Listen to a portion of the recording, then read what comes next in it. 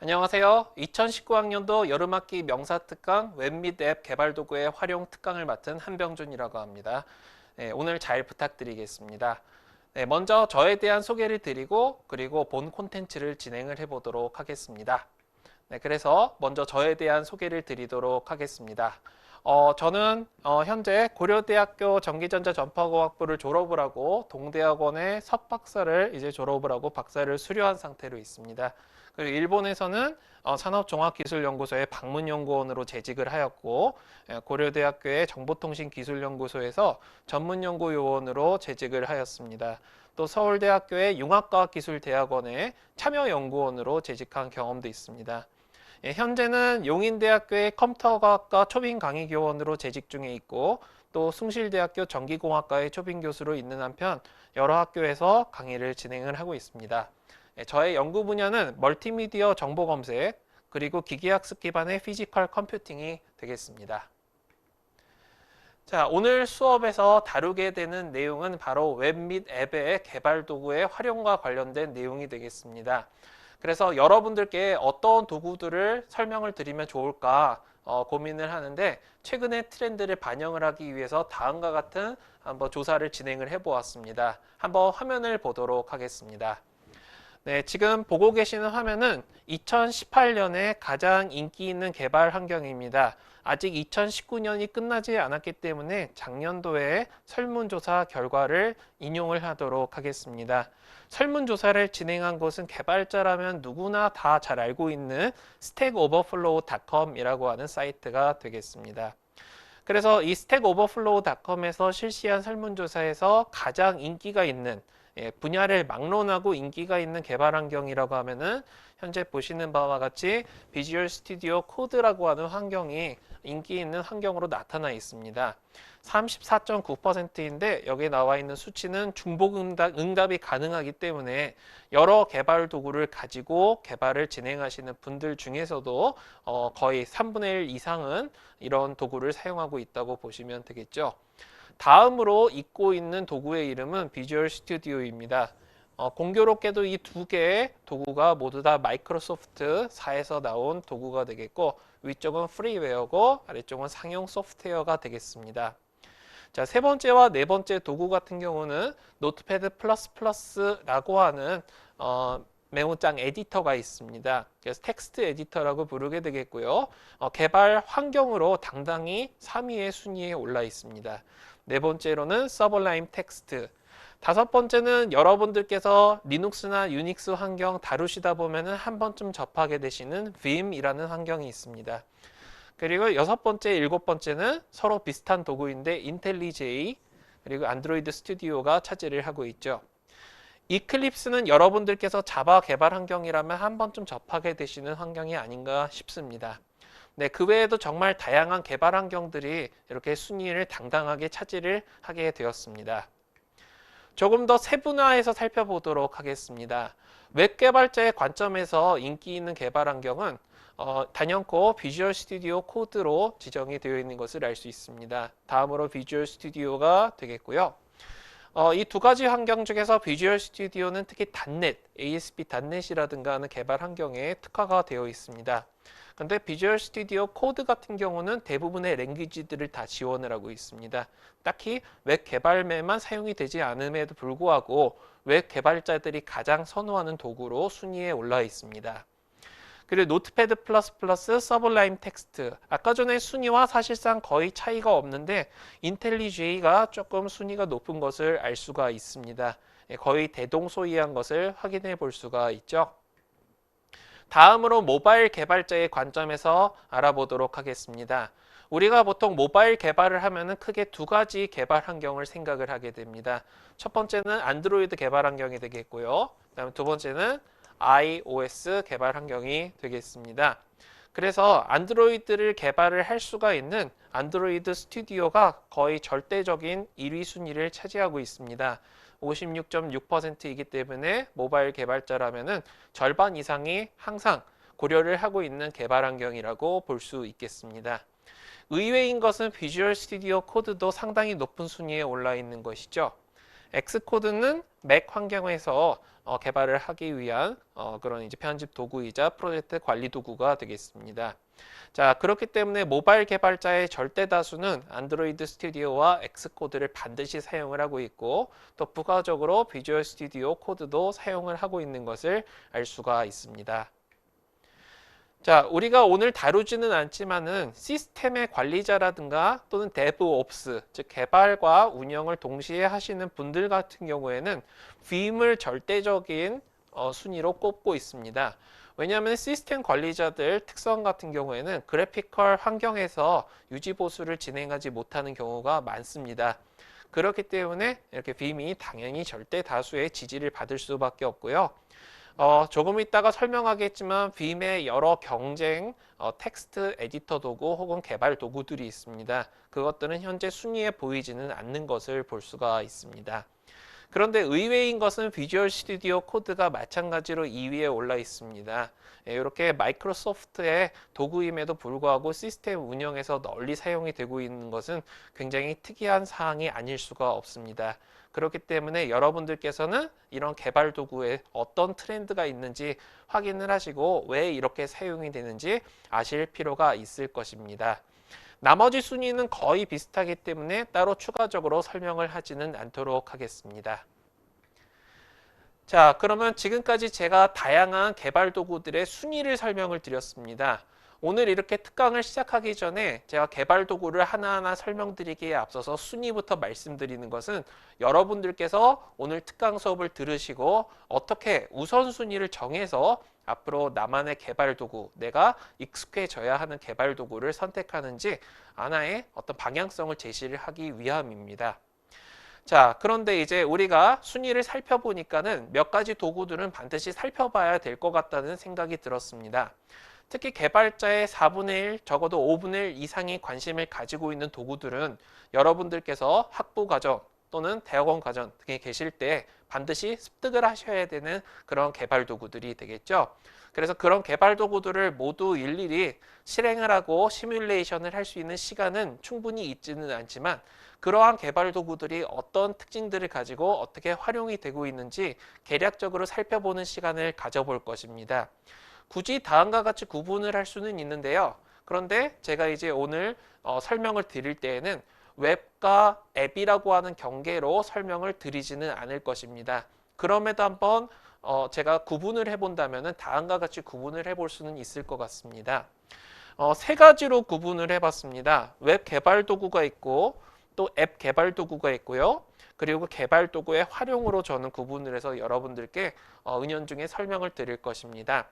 웹 개발 도구라고 하는 것은 말 그대로 웹 환경에서 작동을 하는 여러 애플리케이션을 개발을 하기 위한 것이 되겠죠. 그래서 HTML이나 CSS, 자바스크립트 같은 클라이언트 사이드 스크립트 개발을 하는데 사용하는 도구들이 포함이 될 것이고요. 그리고 서버에서 개발을 하는데 사용을 하는 언어이자 환경인 JSP, ASP, PHP, 또 Node.js와 같은 서버 사이드 스크립트 개발 도구들이 바로 웹 개발 도구의 범주에 포함이 될 것입니다. 앱 개발 도구, 앱은 참고로 애플리케이션의 약어가 되겠죠. 그래서 애플리케이션을 개발하는 도구는 기존에 여러분들께서 PC에서 많이 사용을 하고 있는 운영체제인 윈도우즈, 리눅스, 맥 OS와 같은 운영체제의 개발 도구를 당연히 포함을 할 것이고 그 외에도 사물 인터넷이나 인베디드 개발 환경에서의 개발 도구를 포함할 것입니다. 자, 그런데 여기서 사물 인터넷이나 인베디드 개발 환경 같은 경우에는 플랫폼에 특화가 되어서 예를 들면은 내가 라즈베리 파이 환경이 필요하다. 그럼 라즈베리 파이 환경에 특화가 된 개발 도구가 배포가 되기 때문에 너무나도 범용성이 떨어지기 때문에 오늘의 특강에서는 다루지는 않도록 하겠습니다. 다만 앱을 개발하는 도구에서 이와 같이 분류를 할 수 있음은 양지하여 주시기 바랍니다. 마지막으로 개발 도구의 활용이 되겠는데요. 이렇게 웹과 앱 개발 도구를 가지고 여러분들께서 연동 개발을 할 수가 있겠죠. 특히 굉장히 중요한 것 중에 하나가 버전 관리인데 오늘 특강에서는 깊이 살펴보지는 못하지만은 이와 같은 버전 관리를 통해서 여러분들이 구현을 한 코드가 좀 더 체계적으로 관리될 수 있도록 하는 것이 중요하다고 볼 수 있겠습니다. 자, 그러면 이런 개략적인 설명과 우선순위를 제시를 해드렸으니까 한번 저와 함께 개발 도구를 가장 밑바닥서부터 하나씩 올라가면서 살펴보도록 하겠습니다. 자, 그러면은 웹 및 앱 개발 도구에 대해서 시작해 보도록 하죠. 네, 먼저 제가 소개해드릴 도구는 다음과 같은 도구가 있습니다. 소개드리기 전에 중요성에 대해서 먼저 설명을 드려야 하겠군요. 네, 여러분들께서 웹이나 앱 개발 도구를 학습을 하실 때 왜 학습을 해야 되는지 그 이유를 알고 그리고 왜 중요한지에 대해서 아실 필요가 있을 것입니다. 자, 대부분의 분들께서는 개발자를 지향하시는 분들이 많고 또 연구자를 지향하시는 분들도 계실 텐데 이 두 직군에 속하시는 분들 모두 다 결국은 구현을 하실 일이 있을 것입니다. 자, 구현을 할 때 내가 어떤 문제를 해결을 하기 위해서 도구를 사용해 본 적이 없다. 그렇다면은 그 도구에 대해서 학습을 해야 되겠죠. 근데 도구에 대해서 학습하는 시간이 상당히 많이 걸릴 수가 있습니다. 그래서 여러분들께서 특히 취업이라든가 또는 내가 하고자 하는 일을 수행을 하기 위해서 웹이나 앱 개발 도구에 대한 어느 정도의 숙련도, 익스퍼티즘이 필요하다고 볼 수 있겠습니다. 특히 여러분들께서 진학을 원하시는 경우도 있고 또 취업을 원하시는 경우도 있는데 기술 면접 등과 같은 상황이 발생을 한다 할 때는 여러분들께서 특정한 개발 도구를 사용했던 경험이 있는지를 물어보는 경우가 있습니다. 저도 이제 경험했던 것이고 저도 그리고 면접을 하는 입장에서 지원자들에게 물어봤던 다음과 같은 질문들이 있습니다. 예를 들면은 특정 지원자에게 지원자께서는 어떤 것을 이용해서 어떤 것을 개발한 경험이 있습니까? 하고 물어볼 수도 있고요. 지원자께서는 어떤 것을 기반으로 하여 개발을 할 때 어떠한 점이 좋았으며 또 어떤 것이 불편했는지 구체적인 경험을 묻는 경우가 있죠. 어느 정도 시행착오를 겪었는지 그에 따라서 문제 해결의 과정이 어땠는지 등을 물어보기 때문에 여러분들께서 하루라도 빨리 다양한 웹 및 앱 개발 도구를 접하시는 것이 필요하겠습니다. 그리고 여러분들께서 적어도 두세 가지 이상의 개발 도구에 숙련이 됨으로써 결국 얻게 되는 것은 개발에 소요되는 시간을 절약을 하고 또 시행착오를 감소를 하는 것이 가능합니다. 여러분들께서 현재 컴퓨터 프로그래밍의 다양한 과정들을 이미 듣고 계시는 분들도 계시고 아니신 분들도 계시겠는데 아마 처음 코딩할 때 가장 어려운 것이 문법 오류일 것입니다. 그런데 최근에 나오는 다양한 개발 도구는 자동 완성 기능, 오토 컴플레션 기능이 있기 때문에 이런 문법 오류를 방지하고 때로는 내가 저지른 실수를 자동으로 고쳐주기도 합니다. 이런 기능들에 대해서 익숙해지지 않는다면은 여러분들께서 여전히 내가 직접 타이핑해보지 않으면은 어렵다고 느끼시게 될 수 있겠죠. 자, 그 다음에 문법 오류 말고 여러분들께서 구현할 때 자주 발생을 하는 그리고 고치기가 어려운 오류, 바로 로지컬 에러, 논리 오류가 되겠습니다. 이와 같은 논리 오류가 발생을 하는 것은 여러분들께서 여러 가지 원인이 있을 수가 있는데 코딩을 하는 와중에 이제 문맥에 대한 나의 해석이 조금 잘못되는 경우가 있습니다. 그럴 때에는 이와 같은 논리 오류의 문제 때문에 좀 고생을 하시는 경우가 있는데 최근에는 개발 도구 입장에서 이런 문맥을 바로 해석을 하고 인지를 함으로써 논리 오류를 많이 제거를 해주는 기능들이 있습니다. 자, 그런데 제가 지금까지 한 꼭지 한 꼭지씩 설명을 드리면서 조금 문제가 생긴 부분이 있는데 이렇게 설명을 드리면은 여러분들께서 구현이 전부인지 아실 수도 있어요. 그런데 실제로는 구현, 좀 더 구체적으로 들어가 보면 코딩이라고 하도록 하겠습니다. 이 코딩은 전체의 10% 정도의 비율밖에 차지하지 않습니다. 결국 코딩을 하기 전에 여러분들께서 충분한 설계를 하시는 것이 필수가 되겠고요. 코딩을 하고 특히 논리 오류가 없는지 디버깅을 하는 과정이 굉장히 중요하다고 볼 수가 있습니다. 이때 가급적이면 코딩에서 시간을 잡아먹지 않는 것이 중요하고 2차적으로는 디버깅에 걸리는 시간을 최대한 줄이는 것이 중요한데 이러한 세 가지 비율이 벌써 10%와 20% 더해서 총 30%나 되죠. 이 30%에 들어가는 노력을 최대한 줄이고 오류 발생을 줄인다면 여러분들께서 시간을 절약하는 데 아주 많은 도움이 될 것입니다. 자, 그렇다면은 이제 본격적으로 개발 도구에 대해서 소개를 드리도록 하겠습니다. 먼저 제가 첫 번째로 소개를 드리고 있는 개발 도구의 이름은 바로 빔입니다. 네, 아까 전에 여러분들께서 순위에서 기억하실지 모르겠는데 이 빔은 바로 시스템 운영자들 또 개발 운영자들 데브옵스라고 이야기를 하죠. 이분들께서 가장 절대적인 1위로 꼽고 있는 그런 개발 도구가 되겠습니다. 자, 현재 화면에서 보시는 것 조금 디테일한 부분을 보도록 하겠습니다. 오른쪽 부분은 코드로 생각이 되시죠, 그죠? 예, 코드 부분이 되겠고요. 그 다음에 왼쪽에는 조금 생소한 그림들이 나타나 있는데요. 왼쪽 위쪽에 있는 것은 다름이 아니라 Git의 결과입니다. 그래서 여러분들께서 작성한 코드를 Git 버전 관리 시스템에 이렇게 서브미트를 하였을 때 어떤 식으로 서브미트 하였는지 정보를 표시해 주기도 합니다. 자, 아래쪽에는 여러분들께서 입력하실 수 있는 커맨드 입력 창이 되겠습니다. 이런 식으로 구분이 되어 있기 때문에 얼핏 보면은 텍스트가 가득해서 이 빔 환경 좀 복잡하구나 생각되실 수 있는데 그래도 알아보기가 편하죠. 그죠? 2019년 현재는 이와 같은 환경에서 개발을 하실 수가 있습니다.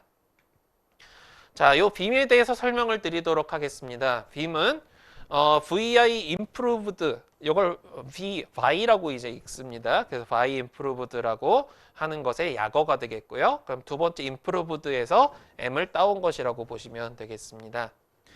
자, 이 빔 같은 경우는 1991년에 브라운 물리나가 만든 바이 호환 텍스트 에디터가 되겠습니다. 이 바이라고 하는 것은 그러면 무엇이냐면은 유닉스, 리눅스 환경에서 쓰이는 기존의 개발 환경이라 보시면 되겠습니다. 근데 이 바이 같은 경우는 단순하게 일부 코드를 수정을 하거나 이동하거나 하는 기본적인 기능들밖에 없기 때문에 내가 기능을 추가하려고 하면은 부족하거든요. 그래서 사용자가 얼마든지 확장을 할 수 있고 기존의 여러 가지 문제들을 해결을 할 수 있도록 고안이 된 것이라고 보시면 되겠습니다. 그래서 추가되는 기본적인 기능들로는 파일 완성 기능, 또 비교 기능, 그다음 병합 기능, 이건 빔 디퍼런스 툴이라고 해서 굉장히 유명하죠. 도움말 기능, 또 정규 표현식인데 익스텐디드 정규 표현식, 확장 정규 표현식 기능도 제공을 하고 또 스크립트 언어 기능도 제공을 하고 있습니다. 그래서 여러분들께서 최근, 즉 이제 2019년 기준으로 어떤 리눅스 배포판을 설치를 한다, 또는 유닉스 배포판을 설치를 한다 했을 때에는 바이 명령어를 실행을 하게 되면은 대부분은 빔이 실행되는 경우들이 많습니다. 물론 BSD 계열에서는 바이가 실행되는 경우도 있지만 대개 여러분들께서는 빔을 가장 많이 접하게 되실 것입니다. 요 빔 하면은 반드시 하나 더 얘기해야 되는 것이 있는데 Emacs라고 하는 또 다른 도구가 있습니다. 이 Emacs 사용자들과는 굉장히 자존심 싸움이 강하죠. 그리고 이 빔은 빔 자체만 사용하시는 분들도 있지만은 특정한 목적에 따라서 다양한 변종으로 개선을 해서 사용하는 경우도 많습니다. 예를 들면 envy라든가 elvis라든가 또는 GUI 환경으로 바꾼 gvim도 있습니다. 또 다양한 확장을 적용 가능해서 아까 전에 스크린샷에 나온 것처럼 버전 관리인 Git 같은 것을 지원을 하는 것도 가능하죠. 자, 그렇다면은 제가 이제 아까 전에 Emacs와의 자존심 싸움에 대해서 이야기를 드렸는데요. 소위 편집기 전쟁, 에디터와라고 하는 것이 있습니다. 대개 이제 여러 편집기들 사용하시는 분들은 이게 어떤 편집기가 가장 좋다, 어떤 편집기가 나쁘다 하고 자존심 싸움을 벌이는 경우가 있습니다. 네, 특히 Y 계열과 Emacs 사용자들 간에는 계속해서 분쟁이 있습니다. 이 분쟁의 역사를 올라가 보면은 1985년에 이제 유즈넷이라는 그룹이 있습니다. 그래서 유즈넷은 지금으로 생각하면은 커뮤니티의 게시판 정도로 생각하시면 되겠습니다. 이 유즈넷 그룹에서 각 진영 편집기가 이제 완벽하다 하고 서로가 이렇게 주장을 하면서 소위 말하는 요즘 용어로 생각하면 댓글로 싸우기 시작하는 거예요. 제가 이제 아래쪽에 재미있는 만화를 하나 들고 와 보았습니다. 빔 사용자와 Emacs 사용자, 나노 사용자들의 각각의 이제 관점을 설명을 하고 있는데요. 이제 빔 같은 경우는 영어 적혀 있는 것을 보니까는 이제 어떠한 환경에서든지 사용할 수가 있다. 라고 되어 있고요. 그다음 Emacs는 정말 다양한 기능을 다 내장을 하고 있는 소위 말하는 맥가이버 칼 같은 그런 모습을 보여주고 있죠. 나노는 제가 따로 설명을 드리지는 않지만은 쉽게 얘기해서 빔과 이맥스에서 대부분 기능을 빼고 텍스트 편집만 가능한 가장 간단한 에디터라 생각하시면 되겠습니다. 그러니까 나노의 그림을 보면은 숟가락에 포크가 같이 포함이 되어 있는 걸 보니까는 아, 이거는 유아용이다라는 그런 인상을 주고 있습니다. 여러분들께서 혹시 지금 이 특강을 듣고 계시는 분들 계시다면은 바이라든가 이맥스, 나노 이 중에서 이 관점이 여러분들이 생각하시는 관점과 어울리시는지요? 네, 여러분 생각하시는 것과 만약 다르시다면은 여러분들도 편집기 전쟁을 벌이고 계시다고 볼 수도 있습니다.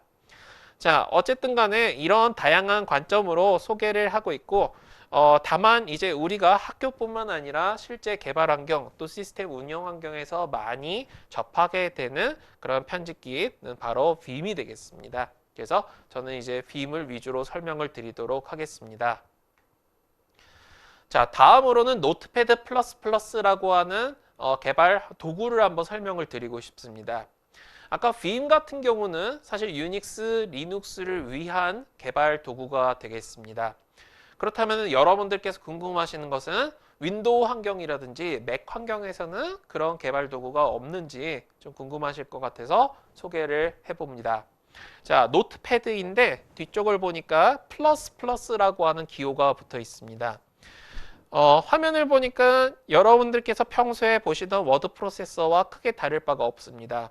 다만 재미있는 것은 지금 현재 화면에 나와 있는 것은 아마도 C++ 언어로 표현이 되어 있는 코드인 것으로 보이는데 라인 넘버도 잘 나와 있고요. 그리고 각각의 주요한 키워드들에 대해서도 색깔이 잘 칠해져 있는 것을 볼 수가 있습니다.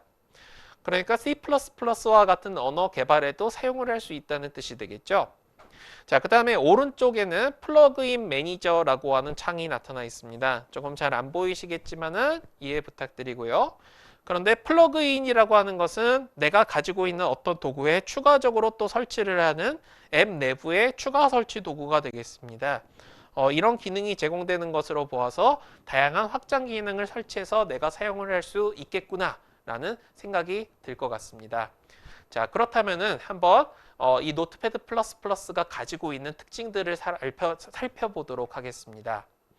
자, 노트패드 플러스 플러스에 대해서 설명드리면 이미 이름에서 여러분들께서 느끼신 바가 있으실지 모르겠지만은 이것은 윈도우 환경을 위한 개발 도구가 되겠습니다. 특히 어떤 것을 목적으로 하냐면 윈도우 운영체제에서 기본으로 제공하는 메모장이라는 도구가 있습니다. 이 메모장 이름이 영어로는 노트패드라고 합니다. 이 메모장 기능이 물론 가장 기본적인 기능, 즉 이제 텍스트를 입력을 하고 저장을 하고 읽고 지우고 또 뭐 줄을 편집하고 복사하고 붙여넣는 기능 정도는 있지만은 그것 말고 예를 들면은 아까 전에 제가 표현을 했던 C++ 언어의 코드라든지 또 자바 언어 코드라든지 다양한 코드를 강조해서 표현을 한다거나 또는 편집할 때 여러 가지 부가적인 기능을 제공하거나 심지어는 컴파일을 한다거나 하는 그런 기능은 기존의 윈도우 메모장에는 없죠. 그렇기 때문에 이 메모장 기능을 확장을 하자라고 해가지고 노트패드 뒤에 플러스 플러스를 붙인 것이 되겠습니다. 메모장을 개선하고 대용하기 위한 것이 되겠고요. 이 아이디어는 프랑스의 던 호라고 하는 개발자가 이제 개발을 계속 지속하고 있습니다. 현재 버전은 7.7.1이 되겠고 거의 제가 살펴본 바로는 한 달 정도면은 항상 이 소수점 숫자가 계속 올라가면서 꾸준히 업데이트가 되더군요. 이 노트패드 플러스 플러스가 가지는 정말 큰 장점 중에 하나가 무엇이냐면은 무료 소프트웨어입니다. 그래서 여러분들께서 딱히 구매를 하시지 않고 바로 사용을 하면 되겠고 기관에서 사용을 한다고 해도 큰 문제가 없기 때문에 학교 교육에서 사용을 하는데도 문제가 없습니다. 저도 우리 학교는 아니지만은 다른 학교에서 강의를 할 때 이렇게 노트패드 플러스 플러스를 가지고 학생들에게 사용을 독려하기도 합니다. 특히 굉장히 좋은 점은 다양한 프로그래밍 언어를 지원하기 때문에 정말 특이한 몇 가지 언어를 제외하고는 생소한 언어들까지도 지원을 한다고 알려져 있습니다. 특히 C, C++, 자바 같은 언어와 웹 개발 언어인 HTML, CSS, 자바스크립트는 당연하고요. 다양한 마이너 언어도 지원을 하고 있습니다. 저 같은 경우는 간단한 스크립트 언어를 사용을 하는데도 이 노트패드 플러스플러스에서 지원을 해서 굉장히 놀란 적이 있습니다. 그리고 이 노트패드 플러스플러스가 가지는 굉장히 중요한 기능 중에 하나가 무엇이냐면은 아까 전에 제가 화면에서 보여드렸던 플러그인이라는 기능이 되겠습니다. 자, 노트패드 플러스플러스 자체는 사실 어떻게 보면 미려하게 소스 코드를 편집할 수 있는 도구에 불과한데요. 이 플러그인을 사용하면은 FTP로 바로 저장 내용을 동기화 전송을 한다거나 또는 버전 관리에 연동을 한다거나 하는 다양한 기능의 확장이 가능합니다. 그래서 여러분들께서 아마 대한민국에 계시다면은 대다수 분들께서는 윈도우 환경에서 개발을 하시거나 개발 경험이 많으실 텐데 노트패드 플러스플러스 하나쯤 깔아두셔도 그 용량도 크지 않고 여러분들께서 앞으로 개발 현업에 계시거나 공부하실 때 많은 도움이 될 도구일 것으로 생각이 됩니다. 자, 그러면 다음으로는 제가 서블라임 텍스트라고 하는 도구를 또 설명을 드리도록 하겠습니다. 노트패드 플러스플러스라는 도구도 굉장히 좋은데요. 서블라임 텍스트도 어떻게 보면 노트패드 플러스플러스와 비슷하게 텍스트를 편집하기 위한 도구입니다. 한번 화면을 보시죠. 예, 서블라임 텍스트는 노트패드 플러스플러스와 마찬가지로 개발 도구인데 특히 텍스트 에디터에 주안점을 두고 있는 도구가 되겠습니다. 여기 앞에 크로스 플랫폼이라고 나와 있죠. 크로스 플랫폼이라고 하는 것은 플랫폼을 가로질러 가지고 지원을 해준다는 뜻이 되겠습니다. 그러니까 무슨 뜻이냐면은 운영체제에 관계없이 사용할 수 있다는 거죠. 리눅스 버전도 있고 윈도우 버전도 있고 맥 OS 버전도 제공이 되고 있습니다. 이 서블라임 텍스트는 굉장히 가볍고 속도가 빠르다는 특징을 가지고 있으며 특히 중요한 거 다양한 신세대 언어를 지원을 하기 때문에 서블라임 텍스트 사용자 은근히 많습니다. 기존 언어인 C 계열이나 자바, 웹 언어들 뿐만 아니라 파이썬, R, Go, Ruby, JSON 같은 다양한 언어나 스크립팅 환경 또는 문법을 지원을 하고 있습니다. 이 서블라임 텍스트가 유명해진 것 중에 이유 중에 하나는 무엇이냐면 또 파이썬 기반의 플러그인 API를 제공하고 있어서 기능을 추가하고자 할 때는 파이썬 문법을 기반으로 여러분들께서 플러그인을 만들어 사용할 수 있습니다. 자, 그런데 이 도구는 하나 단점이 있는데요. 완전한 오픈 소스는 아니고 클로즈드 소스라는 라이센스 정책을 취하고 있습니다. 개인 사용자는 거의 무료로 사용이 가능합니다만은 상업 사용 시에는 비용을 지불해야만 사용을 할 수가 있다는 특성을 가지고 있습니다. 자, 그러면은 사실 노트패드 플러스보다는 범용성이 떨어지지만 다양한 플랫폼에서 사용할 수 있다는 특징은 가지고 있는데 왜 이 도구에 주목을 하게 되냐면은 특히 몇 가지 특이한 기능들 때문입니다. 고투라든가 또는 명령 팔레트, 다중 커서와 같은 기능을 제공을 하고 있는데 이 중에서 다중 커서 기능은 굉장히 흥미로운 기능이 아닐 수가 없습니다. 자, 다중 커서 기능을 한번 보여드리겠습니다. 지금 화면에 반복해서 애니메이션이 반복되는데요. 여러분들께서 C 언어 대부분 한 번쯤 접해 보셨을 것 같은데 아직 배우시지 않으신 분들도 있죠. C 언어에서 5번째 줄을 보니까 int에 i라는 변수가 있었습니다. 이 i라는 변수가 6번째 줄에도 쓰이고 8번째 줄에도 쓰이고 있습니다. 그런데 내가 어떠한 이유에서 이 i라는 변수명을 바꾸고 싶습니다. 그러면 실제 여러분들이 변수명을 바꾸기 위해서 5번째 줄에 가서 수정하고 또 6번째 줄에 가서 수정하고 8번째 줄에 가서 수정하면 되는데 그런데 그렇게 되면은 지금이야 전체 소스 코드가 20줄이 되지 않으니까 금방 수정할 수 있어도 여러분이 실무에서는 100줄, 1000줄, 10,000줄 이상의 코드를 접할 때에는 그런 작업이 거의 불가능하겠죠. 그런데 서블라임 텍스트 같은 경우는 이렇게 코드의 맥락을 읽어서 여러분이 사용을 하는 i라는 지역 변수를 한 번에 고쳐주는 기능을 제공하고 있어서 이 기능의 이름이 다중 커서 기능, 멀티플 커서 기능이라고 합니다. 자, 그래서 서블라임 텍스트도 은근히 사용자가 많습니다. 아까 전에 순위 기능을 참고해 보시면 순위의 결과를 참고해 보시면 서블라임 텍스트도 상당히 유명한 도구라는 거 눈치채실 수 있을 것입니다. 자, 다음으로는 X코드에 대해서 알아보도록 하겠습니다. 아마 오늘 특강 수업을 듣고 계시는 분들 중에서 나는 맥 사용자인데 왜 윈도우나 리눅스 이런 도구만 다루지? 엑스코드가 이제쯤 나올 때가 됐다고 생각을 하실 것 같습니다. 한번 화면을 보시죠. 예, 엑스코드는 맥 사용자라면은 굉장히 익숙한 개발 환경이 되겠습니다. 또 단순한 텍스트 에디터로서도 기능을 작용하기도 합니다. 그리고 더 나아가서 여러분들께서 iOS 기반의 앱을 개발을 한다 했을 때는 엑스코드의 도움을 빌릴 수밖에 없을 것입니다. 그래서 맥 환경의 전형적인 인터페이스와 이와 같이 나타나 있는 것을 확인해 볼 수가 있습니다.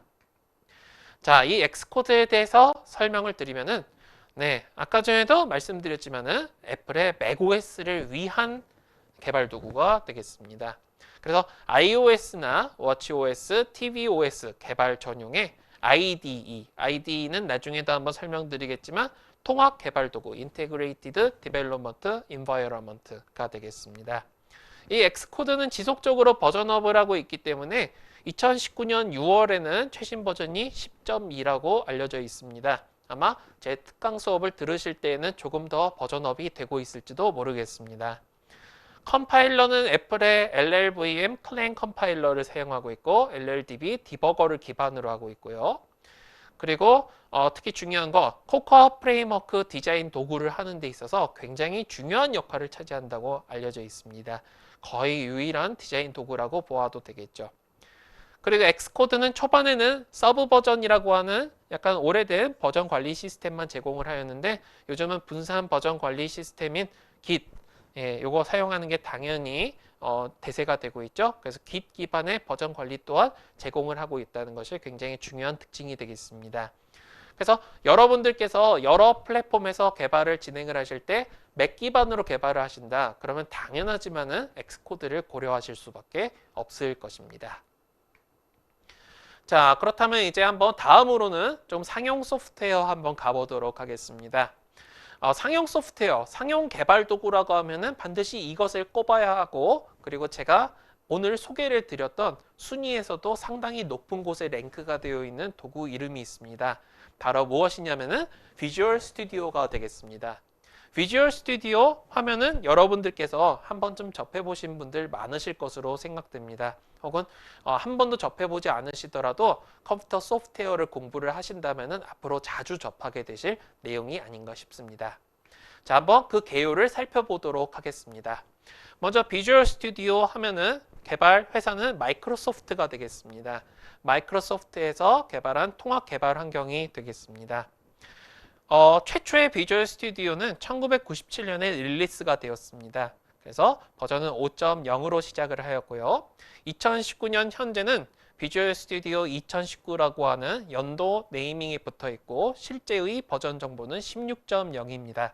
그래서 버전업이 약 11번 정도 됐다고 보시면 되겠습니다. 자, 이 비주얼 스튜디오가 많이 활용이 되는 부분은 C, C++, C#을 이용한 윈도우 기반의 앱을 개발하거나 또는 비주얼 베이직 .NET, ASP.NET과 같은 웹 언어 등의 통합 개발 도구로서 활용이 되고 있습니다. 자, 비주얼 스튜디오는 주로 윈도우즈 운영 체제를 위한 개발 환경입니다. 맥 기반에서도 개발할 수 있지만은 그러한 경우는 사실 드물게 되겠죠. 그리고 웹 개발에서 ASP.NET과 같은 환경에서 활용을 하고 있습니다. 자, 그리고 비주얼 스튜디오는 여러분들께서 혹시 구매를 하신다고 치면은 굉장히 비싼 한 카피당 굉장히 비싼 금액을 지불해야만 구매를 할 수가 있습니다. 자, 그렇게 되면은 개발 도구를 공부하려고 하는데 구매 비용만 상당하니까 공부를 할 수가 없게 되겠죠. 학생들을 위해서는 비주얼 스튜디오 익스프레스 버전이 공개가 되어 있고 익스프레스 버전을 가지고 간단한 개발은 수행을 할 수가 있습니다. 즉 여러분들께서 비주얼 스튜디오 기반의 학습을 하실 때에는 비주얼 스튜디오 익스프레스를 많이들 접하게 되실 것 같습니다.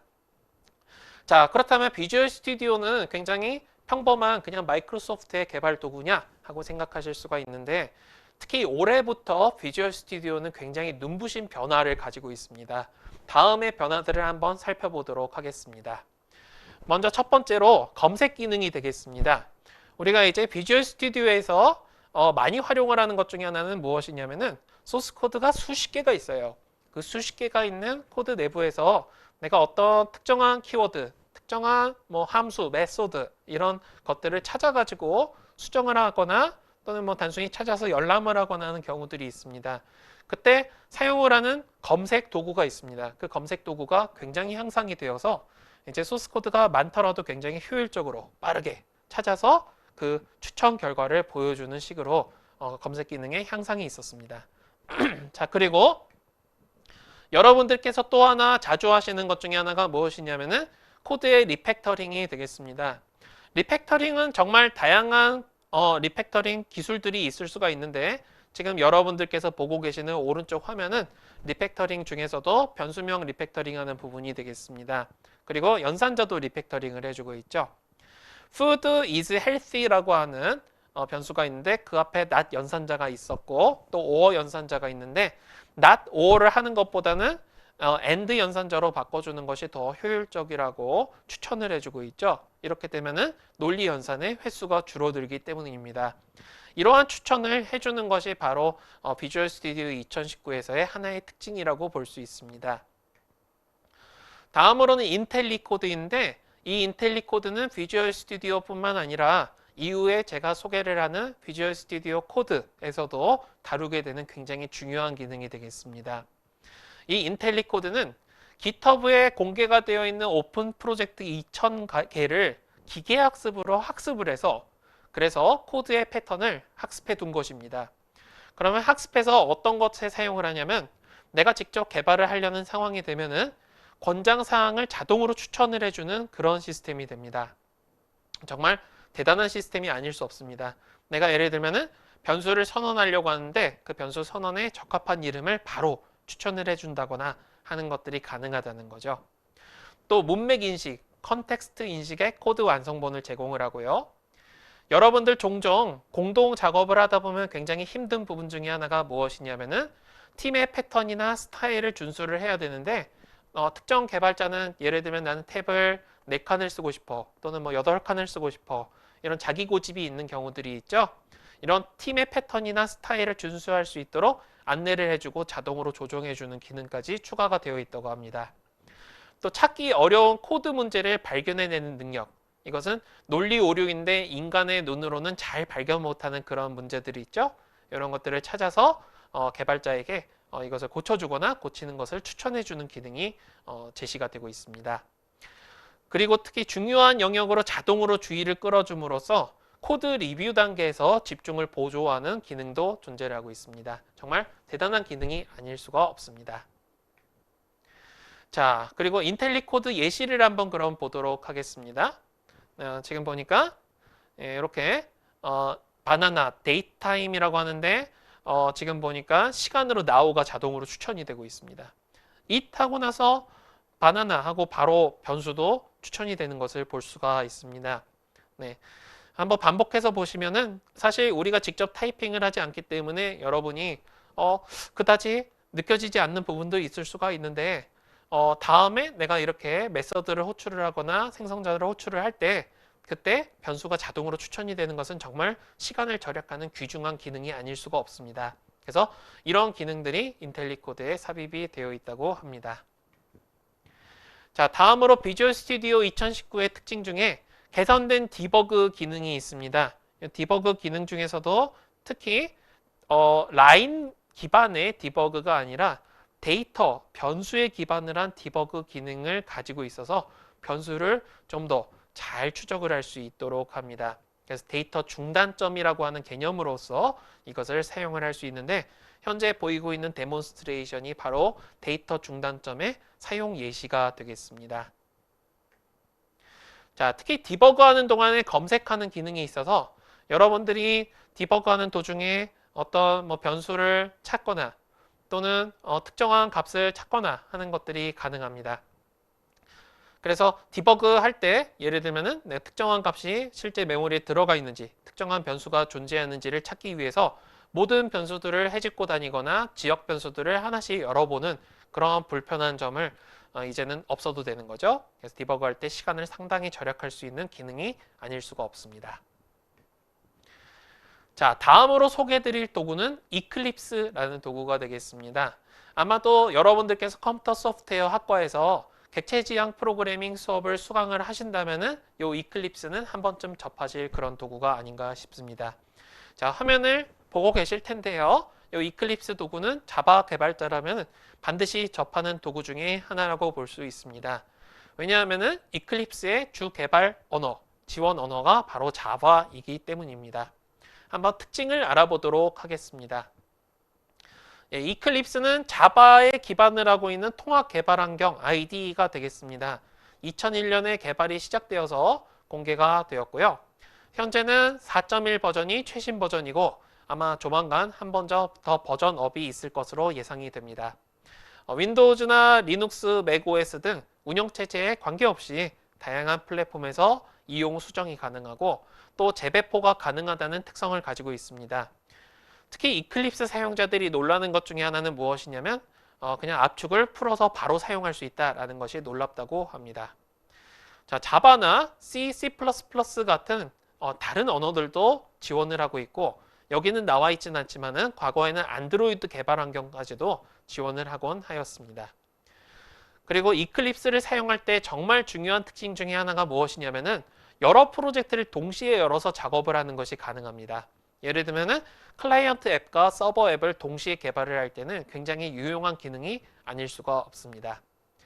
이클립스 자체는 자바나 C, C++를 위한 개발 환경이기 때문에 그 외의 언어들, 예를 들면은 파이썬을 지원하거나 루비를 지원하거나 또는 리팩토링을 수행하거나 데이터베이스 설계 도구를 포함을 하는 다양한 플러그인들을 지원을 하고 있기 때문에 여러분들께서 객체 지향 프로그래밍을 공부를 하신다면 반드시 접해야 되는 그런 도구라고 보셔야 하겠습니다.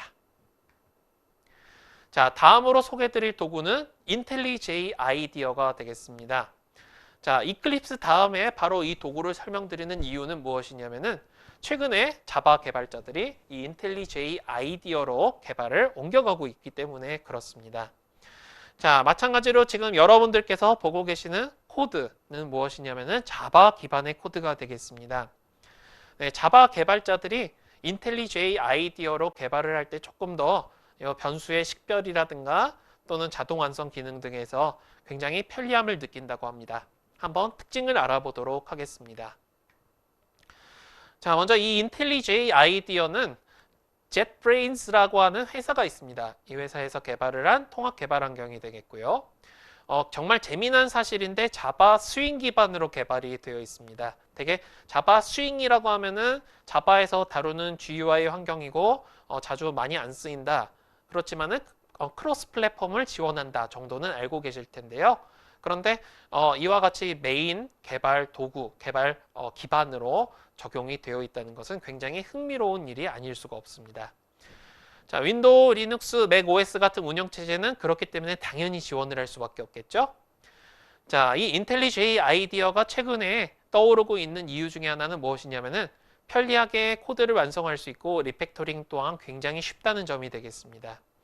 그리고 인텔리J 아이디어는 커뮤니티 에디션은 무료입니다.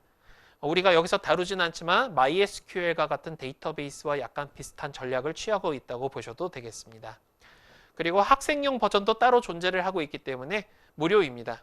다만 모든 기능을 가지고 있는 얼티메이트 에디션 같은 경우는 유료가 되겠습니다. 그런데 지원 언어는 조금 한계가 있습니다. 자바나 클로저, 다트, 얼랑, 고 같은 최신의 언어 개발들을 지원을 하고 있습니다. 그래서 이 인텔리J 아이디어 같은 경우는 굉장히 다양한 개발 환경에 적용이 되고 있습니다. 자, 다음으로 소개드릴 것은 안드로이드 스튜디오입니다. 공교롭게도 제가 지금 소개를 드리고 있는 많은 개발 도구들은 약간씩 이어지는 부분들이 있습니다. 안드로이드 스튜디오가 지금 나오게 된 것은 왜인가 하니 인텔리J 아이디어와 굉장히 깊은 연관관계가 있기 때문입니다. 자, 화면을 지금 보고 계실 텐데요. 화면을 보니까 약간 레이아웃이 이전에 보여드렸던 인텔리J 아이디어와 비슷한 부분들이 있죠. 하이라이트 된 글자들의 색상 코드라든가 또는 배경색이라든가 대부분 비슷하고 오른쪽에 조금 다른 점은 약간 그래피컬한 환경이 나타나 있는 거, 모바일 환경의 예시를 보여주고 있습니다. 자, 안드로이드 스튜디오는 여러분들께 이미 예고를 드렸지만은 인텔리J 아이디어에 기반을 하고 있는 통합 개발 환경이 되겠습니다. 과거에는 안드로이드 앱을 개발을 하기 위해서는 이클립스 기반의 ADT 플러그인으로 개발을 하여야 하였습니다. 그런데 업데이트가 잘 연동이 되지 않고요. 또 이클립스 자체가 굉장히 무거운 도구이다 보니까는 많은 사용자들이 개발상의 어려움을 겪게 되었습니다. 그래서 인텔리J 아이디어 기반으로 구글과 연합을 해서 안드로이드 스튜디오라고 하는 개발 환경을 만들어내게 되었습니다. 그리고 또 하나 굉장히 중요한 사실, 자바 언어에 대해서 오라클에서 라이선스료를 이제 제시를 하고 있죠. 그렇기 때문에 자바 언어로 상업적인 앱을 개발을 하게 되면은 라이선스료가 발생을 하므로 자바 언어와 100% 호환이 되는 커틀린이라고 하는 언어를 개발을 하고 고안을 하고 안드로이드 환경에서 앱을 개발을 할 때는 코틀린으로 개발을 할 것을 권장하고 있기도 합니다. 물론 기존의 자바 언어로도 개발 가능하지만요. 자, 이렇게 함으로써 나오게 된 것이 안드로이드 스튜디오가 되겠습니다. 즉 안드로이드 모바일 앱을 개발을 위한 도구가 되겠습니다. 주요한 특징은 아무래도 모바일 앱을 개발을 하는 것이기 때문에 모바일 앱의 결과 화면을 볼 수가 있어야 됩니다. 그래서 청사진 기능 등등이 제시가 됨으로써 다양한 방식으로 레이아웃 설계가 가능하고요. 그리고 안드로이드에서는 액티비티 단위로 모든 앱이 작동을 하게 됩니다. 서비스도 구현을 할 때가 종종 있고요. 인텐트 필터 등도 매니페스트를 통해서 관리를 할 수 있는데 이런 것들이 안드로이드 스튜디오에서는 굉장히 편리하게 유기적으로 관리를 할 수 있도록 연동이 되어 있습니다. 자, 그럼 다음으로는 가장 오늘 제가 다루는 데 있어서 중요하다고 생각이 되는 개발 도구인 VS 코드에 대해서 설명을 드리고 싶습니다. 이전에 소개드렸던 순위에서 VS 코드는 1위였습니다. 네, 모든 개발자들이 사용을 하고 싶어하는 또는 사용을 하고 있는 그런 도구가 되겠는데요. 그 이유가 궁금하실 것 같습니다. 그래서 제일 마지막에 한번 준비를 해보았습니다. 한번 화면 보시기 바랍니다. 자, 지금 보고 있는 화면은 바로 VS 코드의 실행 화면이 되겠습니다.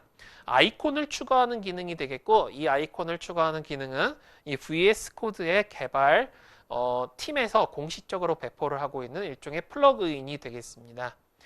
자, 그래서 이런 기능들을 굉장히 자유롭게 확장을 할 수가 있는데요. 근데 지금 눈에는 보이진 않지만 이런 기능을 확장을 하고 추가를 함에도 불구하고 굉장히 가볍게 작동을 하고 또 폰트도 보기 좋고 하는 그런 장점들을 가지고 있습니다. 그래서 최근에는 VS 코드를 가지고 간단한 코드 수정을 하시는 분들, 개발을 하시는 분들도 많습니다. 자, 개요를 설명을 드리면은 VS가 무엇의 약어인지 궁금하셨을 분들 많으셨을 것 같습니다. 사실 순위표에서 한번 소개 드리기도 했는데요. VS는 비주얼 스튜디오입니다. 그러니까 이름만 보면은 비주얼 스튜디오 코드니까 이거는 비주얼 스튜디오에 일정 관계가 되어 있는 그런 애플리케이션 개발 도구가 아닌가 하고 생각을 하실 수 있습니다. 실제로도 비주얼 스튜디오의 코드 부분만 옮겨왔다고 생각을 하셔도 됩니다. 다만 비주얼 스튜디오의 프레임워크를 그대로 사용하지는 않았고 일렉트론 프레임워크를 기반으로 새롭게 제작한 것이 되겠습니다. 재미있는 사실은 마이크로소프트는 대표적인 쉐어웨어, 즉 상업용 소프트웨어를 개발을 하는 회사입니다. 그런데 2016년 4월 돌연 갑자기 상업회사인 마이크로소프트에서 프리웨어로 정식판을 발표를 하고 사용자들이 언제나 무상으로 다운로드 받아서 사용할 수 있도록 배포를 하기 시작한 것이죠. 자, 아까도 제가 설명드렸지만 스택오버플로우닷컴에서 가장 인기 있는 개발 환경 3위로 마킹이 되어 있습니다. 그런데 아무래도 개발 환경들, 웹이나 앱을 모두 건너뛰면은 이 VS 코드는 거의 널리 활용이 되는, 가장 널리 활용이 되는 그런 개발 환경이라 볼 수 있습니다. 그리고 마이크로소프트는 마찬가지로 상업 소프트웨어 회사니까 아무래도 자사의 플랫폼에서 이러한 앱을 공개를 하는 것이 맞지 않나 싶은데 재미있는 것은 마이크로소프트가 자신들이 개발한 이 소프트웨어의 소스 코드를 GitHub을 통해서 공개를 하고 있다는 사실입니다. 그래서 여러분들께서 VS 코드를 이제 다운로드 받아서 설치하실 때에는 code.visualstudio.com으로 가시면은 바로 이렇게 다운로드 받아서 설치하시는 것이 가능합니다.